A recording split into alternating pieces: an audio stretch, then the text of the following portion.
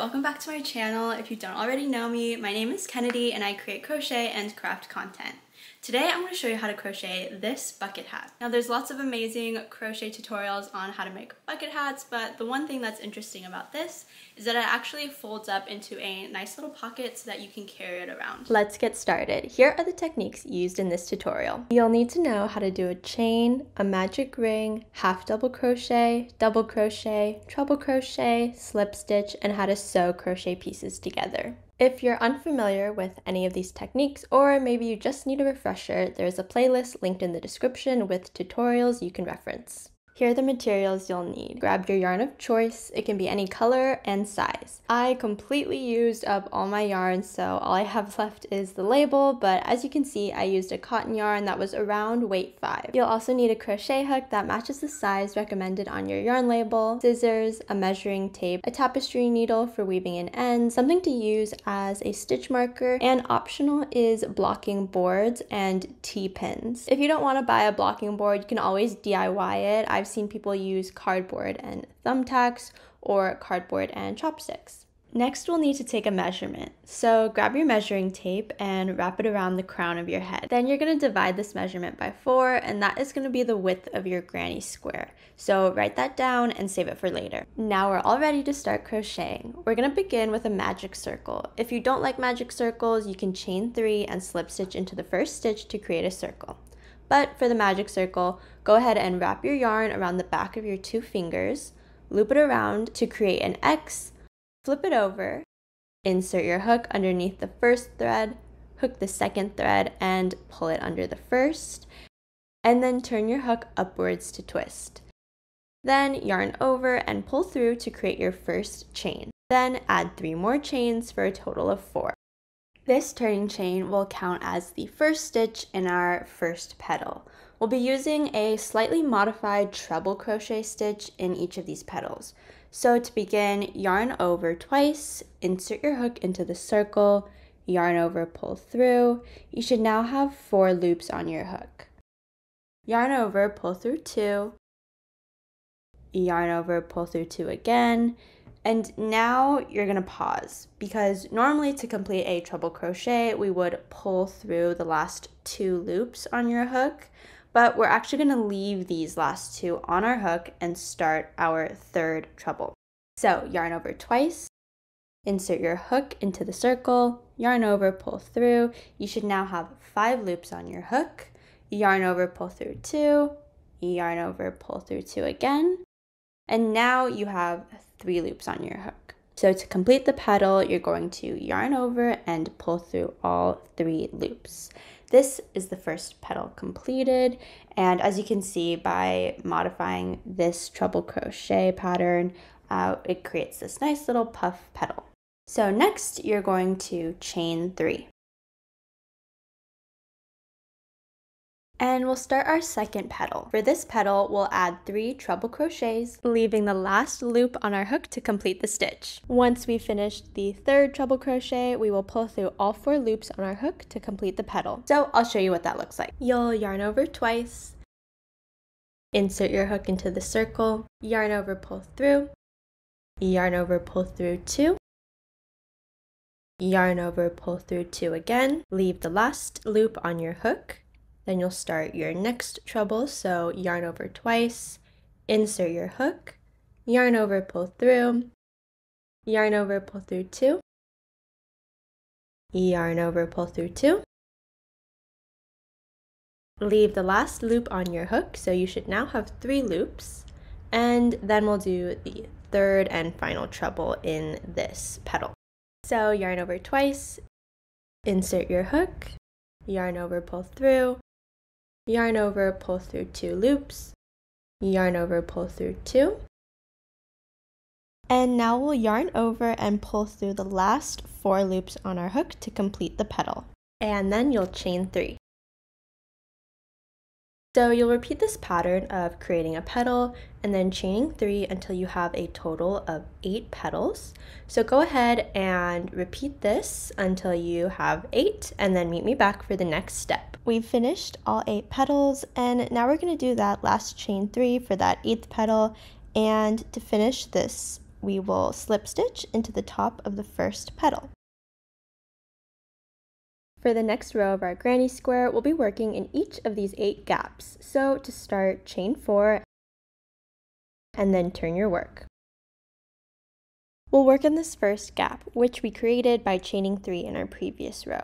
In this gap, we're going to add in our first corner cluster, so that chain 4 you just did is going to count as our first treble crochet stitch, and next we'll add 2 more treble crochets. So yarn over twice, insert your hook, yarn over, pull through, yarn over, pull through 2, yarn over, pull through 2, and yarn over and pull through the last 2 loops to create your second treble crochet. And then you go ahead and repeat that for your third. Next, you'll chain 2. You'll add 3 more treble crochets to complete your corner cluster. So that's 1, 2, and 3. In the next space, we'll do a middle cluster, which is just 3 treble crochets. So that's 1, 2,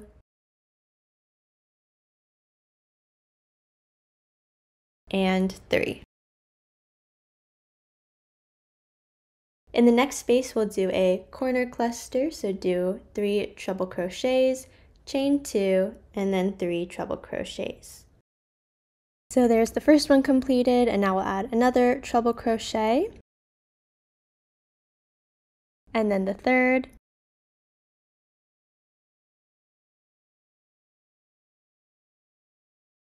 next we'll do that chain 2, and then add 3 more treble crochets.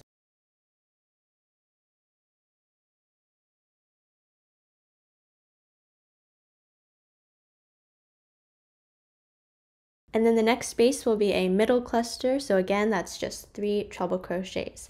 So as you can see, there's a pattern here where we alternate between doing a corner cluster and a middle cluster. And here's a summary of the instructions for each cluster. Your very last cluster should be a middle cluster. So go ahead and finish those up and then meet me back for the next step. Once you've completed all of the clusters, you can slip stitch into the top of your beginning chain 4 to close the row. Before we start our third row, I'm going to give you a quick disclaimer. The yarn I'm using is pretty thick, it's about weight 5, so this last row will get me to the size that I need, which is that measurement we wrote down at the beginning of the video. But you're probably using a different yarn than me, or maybe you want a different size square. If you think your square is going to be big enough after this next row, you can keep watching. If your square already seems too small, no worries, I've got a simple adjustment to help make it bigger. Just skip to this minute mark.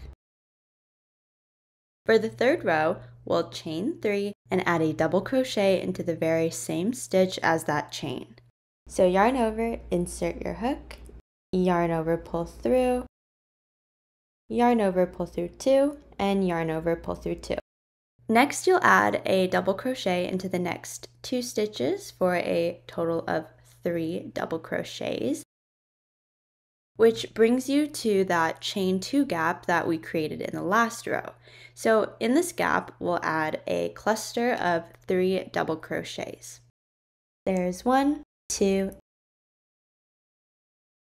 and 3. Starting in the top of the next stitch, we'll add a double crochet.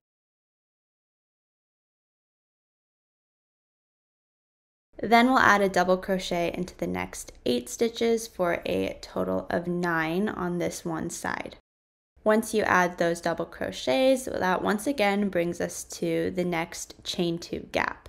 So we'll also add 3 double crochets into this spot.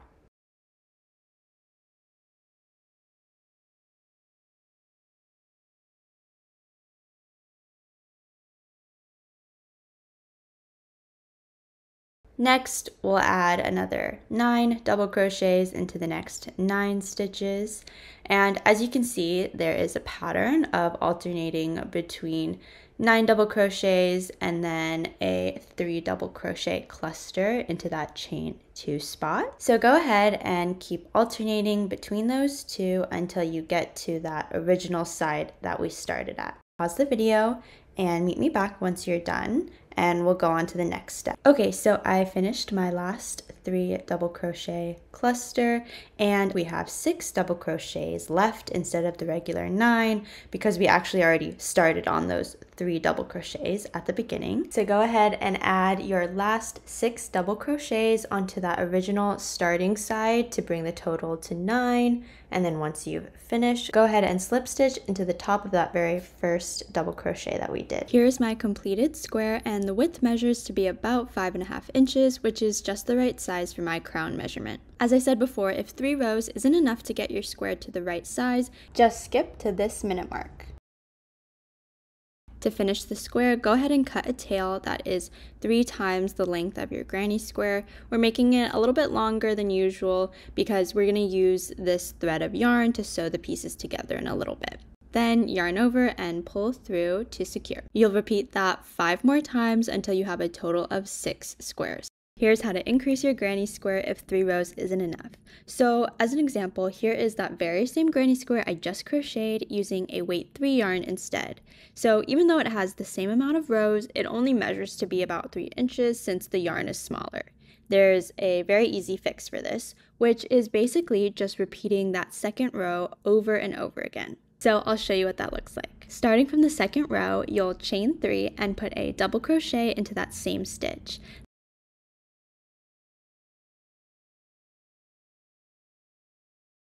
Then add a double crochet into the next 2 stitches, which brings you once again to that chain 2 gap. In that chain 2 gap, you'll add 2 double crochets, chain 2, and then add 2 double crochets.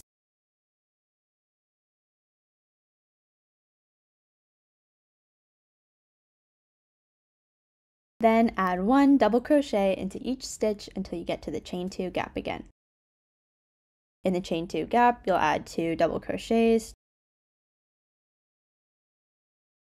chain 2, and add 2 double crochets.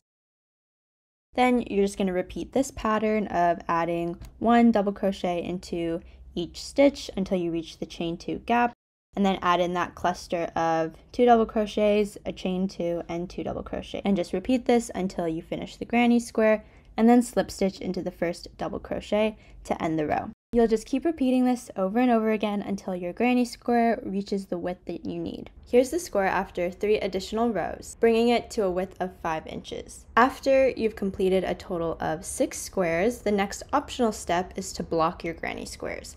I recommend it because I think it makes the overall project a lot neater and easier to sew the pieces together at the end. Here's a side-by-side of a blocked and unblocked square to help you decide if you want to take the time. To do so, I'm going to place a pin in the corners and stretch it out.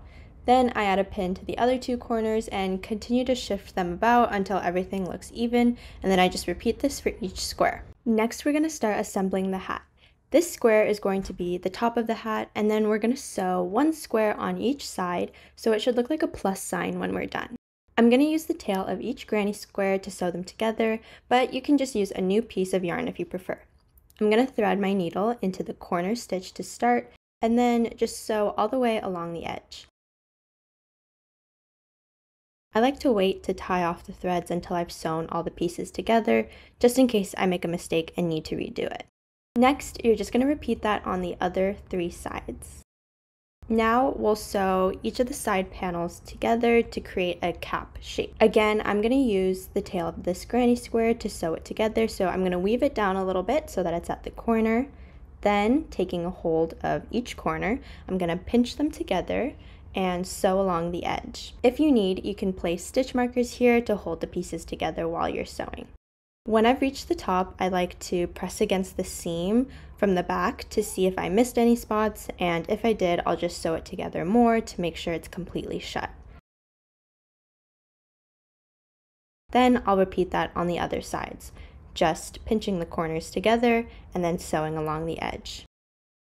And once you're done, it should look like this and be a cap shape. You can try it on, see if it fits, and make any adjustments if necessary. Now it's time to add the brim. We're going to grab our yarn and join in any stitch. To do so, I'm going to make a slip knot, insert my hook into any stitch, add the slip knot to my hook, and tighten it. Then pull through, and after I do this, I like to pull on the tail to tighten the loop. Next, we'll chain 2, and in that very same stitch, we'll add our first half double crochet. So yarn over, insert your hook, yarn over, pull through, yarn over, pull through all 3 loops. For the brim, we'll be working in the back thread. So instead of inserting your hook through the side, we'll be inserting our hook into the V from the very top, only catching one side of the V. After our first half double crochet, our next stitch will be an increase, which is 2 half double crochets in the same stitch. So yarn over, insert your hook into the back loop, yarn over, pull through, yarn over, pull through all 3. And then repeat that to add another half double crochet into the same stitch. Our next stitch will be 1 half double crochet. For this row, we'll keep alternating between 1 half double crochet and an increase until you reach the end of the row. So while you're doing this, it's important to note that depending on how you sewed the granny squares together, there might be this gap at the seam. If you reach the seam and it looks like this, you'll just add a double crochet instead of a half double crochet, because this extra height from the double crochet should even out the brim a little bit. So if you reach the seam and your next stitch is 1 half double crochet, you'll just add 1 double crochet instead. If you reach the seam and your next stitch is an increase, then you'll just add 2 double crochets into that space instead of 2 half double crochets. And you'll just keep alternating between 1 half double crochet and an increase until you reach the end of the row. You'll slip stitch into the top of the first half double crochet to end the row. For the next row, you'll chain 2, and in that same stitch, you'll add a half double crochet. The next stitch will be 1 half double crochet. Then the next stitch will be an increase.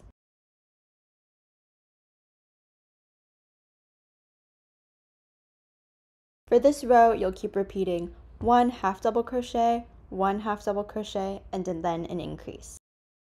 For the third row, you'll do 3 half double crochets into the first 3 stitches, and then an increase, and repeat that. If you want to keep increasing, you can just add another half double crochet for each row. So for example, the next row would be a repeat of 4 half double crochets and then an increase. And then the one after would be a repeat of 5 half double crochets and then an increase, and just so on and so on. Once you've finished your brim, cut the yarn and tied it off, it's time for the last step. Turn your hat inside out. We're going to take our 6th square and sew it to the top of the hat. Arrange your hat so that it's resting upright on the brim. Then take your square and align it with the square on top of the hat. You might want to use stitch markers to secure it so that it doesn't move around while you're sewing. Then, either using the tail of your granny square or a new piece of yarn, you're going to sew along 3 sides of the square. To make it easier, I like to place my hand underneath the hat and poke my finger through the 2 squares, chain 2 gap, to keep them aligned. Then, starting in the corner, I'll insert my needle and pull through. From the bottom, I'll thread my needle up and keep sewing until all 3 sides are secure. This creates a little pocket for our hat to fold into once we're done. After sewing all 3 sides, I'll tie off the yarn and weave in all the loose ends of my project. And that was the last step. To fold your hat, just grab the sides of the pocket and tuck the hat in as if you're trying to turn it inside out. Then when it's time to wear it, you can unfold the hat by just pulling it out and then turn it inside out so that the pocket is not visible from the outside. Also, I didn't add it to mine, but if you want, you can also add a button or a chain that you can use to close the pocket and keep it all together. Now, as you can see, it's really easy to make a bucket hat that folds into a pocket. So maybe there's a different bucket hat design you want to try. Maybe you already even have a bucket hat, or you might even want to use a different granny square. So all that you would have to do is make the bucket hat and then create an extra panel that matches the top section. Then you'll just sew that to the top of your bucket hat, leaving about a 3 to 4 inch gap. and then you're all done. And that is the tutorial. Thank you so much for watching. If you recreate this, I would absolutely love to see it, so please tag me on TikTok, Instagram, or Pinterest so I can like and repost your photo or video.